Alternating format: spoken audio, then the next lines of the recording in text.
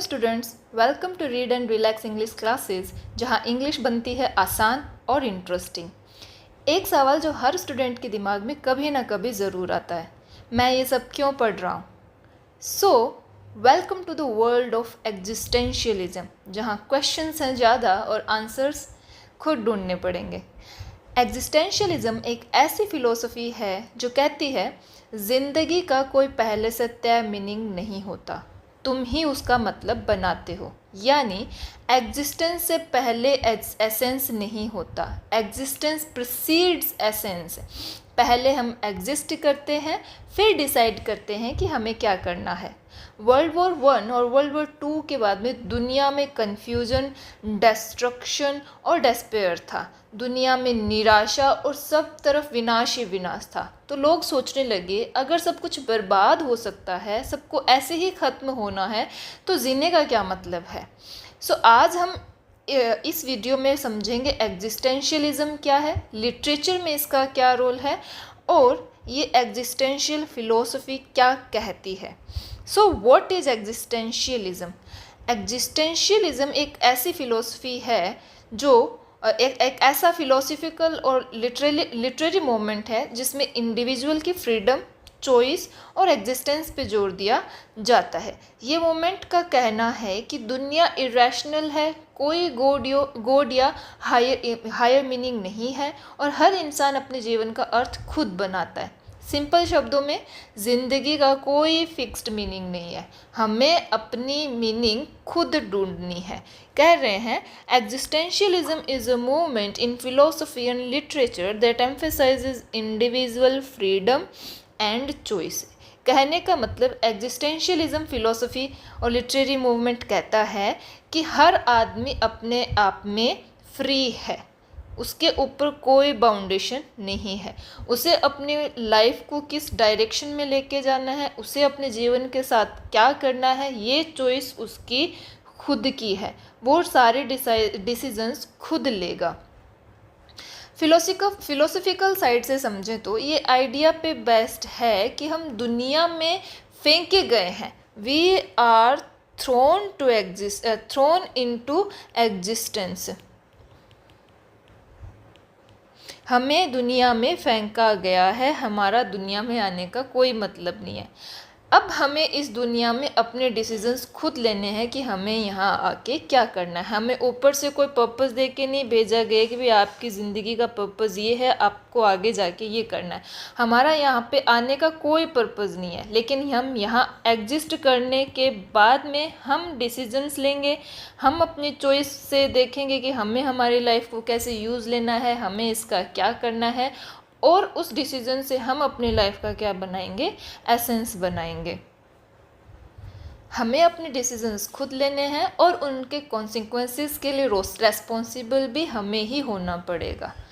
तो existentialism is a movement of 20th century literature that focuses on the individual and his or her relationship with the universe और God. Existentialist का कहना था कि हर individual और उसका रिलेशनशिप यूनिवर्स के साथ में और गॉड के साथ में कैसा है। उनका मानना था कि भाई कोई गॉड या कोई हायर पावर नहीं है, इंसान इस दुनिया में अकेला है, वो ऐसे ही आया है, गॉड ने उसको कोई पर्पस दे के नहीं भेजा है। ये दुनिया एकदम से इरेशनल है, इस यूनिवर्स का कोई रैशनल मीनिंग नहीं है। ये यूनिवर्स एकदम इरेशनल है, इलॉजिकल है, इसका कोई तर्क नहीं है, कोई लॉजिक नहीं है। यहाँ हम सिर्फ आए हैं और यहाँ पर आके बाद में हम अपना कोई रैशनल मीनिंग बनाएंगे, कोई तार्किक अर्थ बनाएंगे कि हमें हमारी लाइफ को किस डायरेक्शन में लेकर जाना है। This moment begin in the mid to late 19th century। Late 19th century में आया था ये, पर इसका पीक अपना आता है 20th century में, फ्रांस में। एग्जिस्टेंशियलिज्म का मॉडर्न फॉर्म स्टार्ट हुआ अपना 19th century में, पर इसका पीक आया 20th century मिड में, फ्रांस में। It is based on the view that humans define their own meaning in life, कि humans अपनी life का meaning खुद define करते हैं and try to make rational decisions despite existing in an irrational universe. हालांकि हम रह रहे हैं एक इरेशनल यूनिवर्स में, हम अपने डिसीजन से, हम अपनी चॉइसेस से हमारी लाइफ का एक रैशनल मीनिंग बनाते हैं। The main idea of existentialism is to do whatever you want to do. Existentialism का मेन आइडिया हो गया कि तुम्हें जो करना है तुम करो, तुम अपनी चॉइसेस में, तुम अपने डिसीजंस में एकदम फ्री हो। लेकिन याद रहे, या तुम्हारे जो चॉइसेस या डिसीजंस होंगे इनकी रिस्पॉन्सिबिलिटी भी तुम्हें खुद ही लेनी पड़ेगी। तुम नहीं कह सकते कि भगवान जी ये आपने मेरे साथ क्या कर दिया। बेटा भगवान ने कुछ नहीं किया, तेरे डिसीजंस थे, तेरे डिसीजन से तेरा फ्यूचर डिसाइड होगा। It focuses on the question of human existence and the feeling that there is no purpose or explanation. एग्जिस्टेंशियलिस्ट्स का मानना था कि लाइफ का कोई पर्पज़ नहीं है, लाइफ की कोई एक्सप्लेनेशन नहीं है at the core of existence.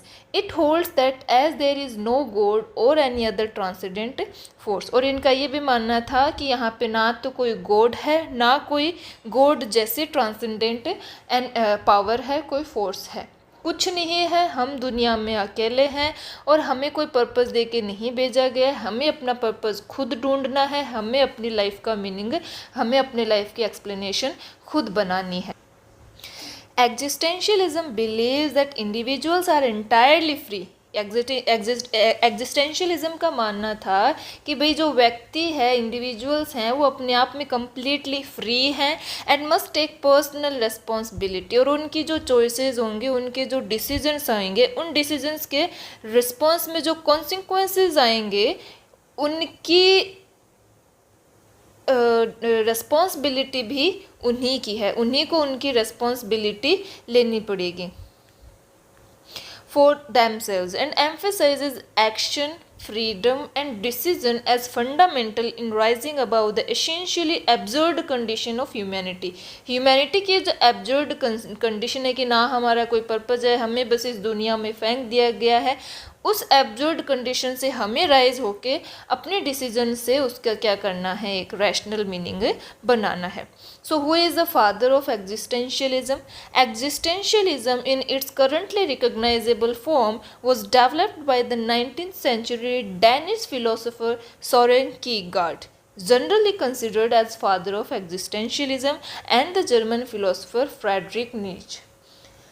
So father of existentialism कौन था? सोरेन किर्कगार्ड, एक डैनिश फिलोसोफर। उनका मानना था फेथ एक पर्सनल चॉइस है और लाइफ में अनसर्टेनिटी के बावजूद जीना सीखना चाहिए। उन्होंने स्पिरिचुअलिटी और इंडिविजुअलिटी पे फोकस किया। फिर भाई साहब आए हमारे फ्रेडरिक नीज, जिन्होंने बोल्ड स्टेटमेंट दिया कि गॉड इज़ डेड, गॉड कुछ नहीं है। उनका मानना था कि ट्रेडिशनल वैल्यूज़ कोलैप्स हो गई हैं, पारंपरिक जो हमारे मूल्य थे, ट्रेडिशनल जो वैल्यूज़ थी वो ख़त्म हो चुकी है और इंसान को अपने नए वैल्यूज़ बनाने पड़ेंगे। तो ये था एग्जिस्टेंशियलिज्म। एग्जिस्टेंशियलिज्म की भाई देखो, हमने अभी तक जो जो पढ़ा उससे क्या क्या मेजर थीम्स हमें समझ में आती है। फ्रीडम, कि इंसान अपने आप में फ्री है, तुम फ्री हो, बट हाँ खुद के डिसीजंस के ज़िम्मेदार भी तुम खुद हो, रेस्पॉन्सिबिलिटी भी तुम्हारी है। आज तुम नेटफ्लिक्स पे एक सीरीज़ शुरू करते हो, उसको बिंज वॉचिंग करते हो एग्ज़ाम से पहले, तो रिज़ल्ट का जो दर्द होगा भाई वो भी तुम्हें खुद ही उठाना पड़ेगा। दूसरा है एलियनेशन, यानी तुम दुनिया में अकेले हो। इवन व्हाट्सएप ग्रुप, अपने ये जो फेसबुक वाले जो फ्रेंड्स है, ये काम नहीं आने वाले। इवन गॉड भी काम नहीं आने वाला। तुम प्रार्थनाएं करते रह जाओगे और कुछ नहीं बनना। अकेले आए हो, जो करना है तुम्हें ही करना है। एब्सर्डिटी, अब देखो ज़िंदगी मीनिंगलेस है लेकिन हम फिर भी उसका मतलब ढूंढने की कोशिश कर रहे हैं, like searching for wifi in a jungle. So absurdity, अजीब सी चीज़ है लाइफ। एंग्जाइटी, अब देखो जब हर डिसीज़न हमें खुद ही लेना है और उसकी रिस्पॉन्सिबिलिटी भी हमारी है, तो देखो घबराहट तो होगी ना, एंग्जाइटी तो होगी ना। तो अगली थीम होगी एंग्जाइटी। ऑथेंटिसिटी, एग्जिस्टेंशियलिस्ट का मानना था भी कि बी योर सेल्फ, यानी मत छापो किसी और का स्टेटस, खुद लिखो, खुद अपनी आइडेंटिटी बनाओ, खुद की इंडिविजुअल आइडेंटिटी बनाओ, लोगों को कॉपी करने की कोशिश मत करो, ऑथेंटिक रहो। अब देखते हैं अपन मेजर राइटर्स कौन कौन थे और उनके मेजर वर्क्स कौन कौन से थे। सबसे पहले हैं अपने सोरेन कीर्कगार्ड। सोरेन कीर्कगार्ड को हम कहते हैं फादर ऑफ एग्जिस्टेंशियलिज्म। ये डेनमार्क के फिलोसोफर थे। इन्होंने बोला हर इंसान अपने डिसीजंस के लिए खुद जिम्मेदार होता है। पर्सनल फेथ, एंग्जाइटी और चॉइस पर इन्होंने फोकस किया। इनके मेन वर्क हैं fear and trembling and the sickness unto death. ये हैं अपने सोरेन कीर्कगार्ड साहब और ये इनकी है 2 बुक्स। पहली बुक है भाई फियर एंड ट्रैम्बलिंग। ये बुक अब्राहम की सैक्रिफाइस वाले बिब्लिकल स्टोरी पे बेस्ड है। किर्कगार्ड कहते हैं कि भाई फेथ रैशनल नहीं होता, कभी कभी लीप ऑफ फेथ लेना पड़ता है बिना किसी लॉजिक के। आस्था का मतलब है अंधेरे में भी यकीन रखना। दूसरी उनकी किताब है द सिकनेस अनटू डेथ। इस बुक में इन्होंने लिखा है, बुक कहती है कि इंसान की असली बीमारी है निराशा, डेस्पेयर। जब हम अपनी असली आइडेंटिटी से भाग जाते हैं तब हम अंदर से टूटते हैं। अपने आप से मिलना सबसे बड़ा काम है। नेक्स्ट है अपने फ्रेडरिक नीज साहब। इनका वही एक फेमस स्टेटमेंट है गॉड इज डेड। ये है अपने God is dead philosopher. German thinker है जिन्होंने ट्रेडिशनल रिलीजन और मॉरलिटी को चैलेंज किया और बोला गॉड इज डेड, अब इंसान को अपनी वैल्यूज़ खुद बनानी पड़ेगी। इनके मोस्ट इम्पोर्टेंट वर्क्स हैं thus spoke Zarathustra and beyond good and evil. ये इनकी जो पहली बुक है दस स्पोक जरासूत्रा। जराथूसरा नाम का एक प्रोफेट अपने आइडियाज शेयर करता है जैसे गॉड इज डेड और इटर्नल रिकरेंस पे जोर देता है। ये बुक एक पोइटिक फिलोसफिकल जर्नी है। खुद की मॉरल वैल्यूज़ बनाओ क्योंकि पुरानी वैल्यूज़ अब क्या हो चुकी हैं, ख़त्म हो चुकी है। ये इनका मानना था। इसके बारे में जिक्र अपने इन्होंने इस बुक में किया।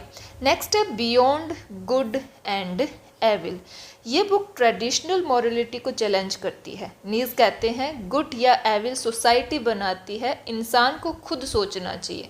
सोचना मना है, यही सबसे बड़ा पाप है कि क्या सही है क्या गलत है। हमारे लिए सोसाइटी ने कुछ नॉर्म्स बना दिए भाई कि ये चीज़ सही है ये चीज़ गलत है और हम बिना आंखें खोले बिना उसके बारे में सोचे उनको मानते जा रहे हैं। चाहे सोसाइटी कह रही हो कि भाई सती प्रथा जो थी वो सही थी, उनकी वो आस्था थी कि उनके हिसाब से वो चीज़ सही थी। अंग्रेज़ों ने जब उसको आकर बंद करने की कोशिश की तो हम लोगों ने उसका क्या किया, विरोध किया। लेकिन आज जब हम सोचने लगे तो हमें ये पता चल रहा है कि भाई नहीं ये चीज़ गलत थी। तो सोसाइटी जो चीज़ कह रही है कि भाई ये सही है ये गलत है, उसको मान लेना सबसे बड़ा पाप है। ये अपने मानना था इनका फ्रेडरिक नीज का। नेक्स्ट अपने जॉन पॉल सार्त्रे। जॉन पॉल सार्त्रे का मानना था दैट एग्जिस्टेंस प्रीसीड एसेंस, यानी कि एग्जिस्ट पहले आती है, एग्जिस्टेंस पहले आती है। पहले हम एग्जिस्ट करते हैं, पहले हम इस दुनिया में आते हैं। आने के बाद में हम कुछ डिसीजंस लेते हैं कि भाई हमें अपनी लाइफ के साथ में क्या करना है। हम कुछ डिसीजंस लेते हैं, उन डिसीजंस के अकॉर्डिंग हम या तो टीचर बनते हैं या डॉक्टर बनते हैं, या जो हमारी इच्छा है जो हमने डिसीजन लिया है उसके अकॉर्डिंग हमें उसके कॉन्सिक्वेंसेस मिलते हैं, परिणाम मिलते हैं और फिर हमारे लाइफ का एक एसेंस बनता है। इनकी कुछ वर्क्स हैं being and nothingness and second है नोशिया। ये हैं जॉन पॉल सार्त्रे सर। ये इनकी बुक है बीइंग एंड नथिंगनेस और ये इनकी बुक है नोशिया। बीइंग एंड नथिंगनेस ये एक कॉम्प्लेक्स फिलोसॉफिकल बुक है। सार्त्रे कहते हैं कि ह्यूमन फ्रीडम सबसे बड़ी सच्चाई है और हम अपने हर एक्शन के लिए रिस्पॉन्सिबल हैं। तुम जो बनोगे तुम्हारे एक्शन से डिसाइड होगा। नेक्स्ट है नोशिया। एक मैन को दुनिया और लाइफ से नोशिया होने लगता है। नोशिया यानी दैट जी मचलाना टाइप। जब उसे समझ आता है कि भाई लाइफ का कोई फिक्स्ड मीनिंग नहीं है, लाइफ एब्सर्ड है और मुझे अब इस लाइफ को देख देख के इस लाइफ को जी के अब उल्टी जैसी आ रही है, दैट इज़ नोशिया। नेक्स्ट है अपने साइमन दे ब्यूवोर। फेमिनिस्ट एग्जिस्टेंशियलिस्ट है, फीमेल हैं, सार्त्रे की लाइफ पार्टनर थी और एक पावरफुल फेमिनिस्ट थिंकर थी। इन्होंने वुमेन के फ्रीडम और आइडेंटिटी के इशू उठाए। इनका एक फेमस वर्क है द सेकंड सेक्स। इसमें इन्होंने लिखा है one is not born but rather becomes a woman, कि औरत औरत के रूप में पैदा नहीं होती है, बल्कि सोसाइटी या इस दुनिया में आने के बाद में उसको औरत बनाया जाता है। वुमेन की कंडीशन को एनालाइज करती है ये बुक। और ब्योवर कहती है one is not born but becomes a woman, मतलब सोसाइटी लड़कियों को वुमेन बनाता है। इक्वालिटी सिर्फ लॉ से नहीं आती, सोच से आती है। तो सोच जब बदलेंगे तब आदमी औरत का फ़र्क ख़त्म होगा। नेक्स्ट है अपने अल्बर्ट कामुस। अल्बर्ट कामुस इनकी थियोरी है एब्सर्डिज्म। ये फ्रेंच अल्गेरिकन फिलोसोफर थे। इनका कॉन्सेप्ट था कि भाई जब लाइफ मीनिंगलेस लगती है तब भी जीना चाहिए, यानी जब लाइफ मीनिंगलेस है, लाइफ एकदम एब्सर्ड है, तब भी हमें जीना चाहिए। इनका फेमस आइडिया था we must imagine Sisyphus happy. ये है सिसिफस जो कि कोशिश कर रहा है इस पत्थर को ऊपर ले जाने की। इनके कुछ फेमस वर्क है the stranger and the myth of Sisyphus. Stranger में म्योरसोल्ट नाम का मैन अपनी माँ के डेथ पे इमोशनल नहीं होता। वो एक्सीडेंटली एक आदमी को मार देता है और उसका ट्रायल हो रहा होता है। लाइफ डेथ और सोसाइटी के जजमेंट पे सवाल चल रहा होता है। भाई खुद पे ट्रायल चल रहा है तो ये उस सोच में डूबा हुआ है, जबकि सोसाइटी इसके बारे में ये सोच रही है कि यार इसकी माँ मर गई और ये इमोशनली नहीं हो रहा। That type of story, meaninglessness. The myth of Sisyphus एक ग्रीक मिथ है। सिसिफस को मेटाफर बनाया गया है, मीनिंगलेस काम करना फिर भी गिव अप नहीं करना। ये देखो पत्थर को ऊपर ले जाने की कोशिश कर रहा है, मीनिंगलेस काम, लेकिन फिर भी हार नहीं मान रहा है, गिव अप नहीं कर रहा है। कामुस कहते हैं लाइफ एब्सर्ड है फिर भी जीनी चाहिए। हमें सिसिफस को खुश इमेजिन करना चाहिए कि भाई हालांकि ये सफल नहीं हो रहा काम में, लेकिन हैप्पी तो है काम करके। नेक्स्ट है अपने Franz Kafka, master of anxiety. चेक राइटर है जिन्होंने, चेक यानी चेक रिपब्लिक कंट्री के हैं, राइटर हैं जिन्होंने एग्जिस्टेंशियल एंजाइटी और एब्सर्डिटी को फिक्शन में दिखाया। इनका वर्क है मेटामॉर्फोसिस। ग्रेगोर, ये है मेटामॉर्फोसिस। ये ग्रेगोर नाम का आदमी है जो सुबह उठता है और देखता है कि भाई वो एक इंसेक्ट में बदल चुका है। आप इस फोटो में देख पा रहे होंगे कि वो एक इंसेक्ट में बदल चुका है। फैमिली उसे अब इग्नोर करने लगी है। सोसाइटी, कहने का मतलब कि सोसाइटी तुम्हें तब तक ही एक्सेप्ट करती है जब तक उनके लिए तुम्हें यूज़फुल हो। जब तुम उनके काम आना बंद हो जाओगे, जब उन्हें लगेगा भाई कि तुम उनके लिए एकदम यूज़फुल नहीं रहे, तो तुम्हें इग्नोर करना शुरू कर देगी। दैट जहाँ से फिर पैदा होएगी anxiety. Next Samuel Beckett, theatre of absurd के इस्टेब्लिशर। इनकी एक बुक है waiting for Godot. Waiting for Godot में दो कैरेक्टर हैं, व्लादिमीर और एस्ट्रोजन, जो किसी गोडोट नाम के व्यक्ति का इंतज़ार कर रहे हैं जो कभी नहीं आता। लाइफ की मीनिंगलेसनेस और रिपीटेटिव साइकिल दिखाई गई है कि भाई ये वेट कर रहे हैं, कोई मीनिंग नहीं है वेट करने का, कौन गोडोट है, क्या है, कुछ नहीं बताया गया है इसमें। सिर्फ बैठ के वेट कर रहे हैं और वो गोडोट नाम का आदमी कभी नहीं आता और ये नोवेल ऐसे इनके वेट करते करते ख़त्म हो जाता है। तो रिपीटेटिव साइकिल दिखाया गया है और लाइफ की मीनिंगलेसनेस को दिखाया गया है। हम सब किसी गोटोट का इंतज़ार कर रहे हैं लाइफ में जो शायद कभी नहीं आए। हर व्यक्ति यही कर रहा है, कुछ भी नहीं होता पर फिर भी हम वेट करते रहते हैं। ये था अपना एग्जिस्टेंशियलिज्म। तो दोस्तों एग्जिस्टेंशियलिज्म एक ऐसी आइडियोलॉजी है जो इंसान को एग्जिस्टेंस को लेकर सवाल उठाती है कि मैं कौन हूँ, मेरा जीवन का क्या अर्थ है, मैं क्यों जी रहा हूँ, मैं क्यों पढ़ रहा हूँ। इस मोमेंट का कहना है लाइफ एब्सर्ड है पर हमें खुद को डिफाइन करना होता है। आपको ये कॉन्सेप्ट समझ आया तो वीडियो को लाइक ज़रूर करें, कमेंट में लिखें कौन सा राइटर आपका फेवरेट है और चैनल को सब्सक्राइब करें read and relax classes for English के लिए। मिलते हैं नेक्स्ट वीडियो में, तब तक के लिए learn literature, live better. Thank you.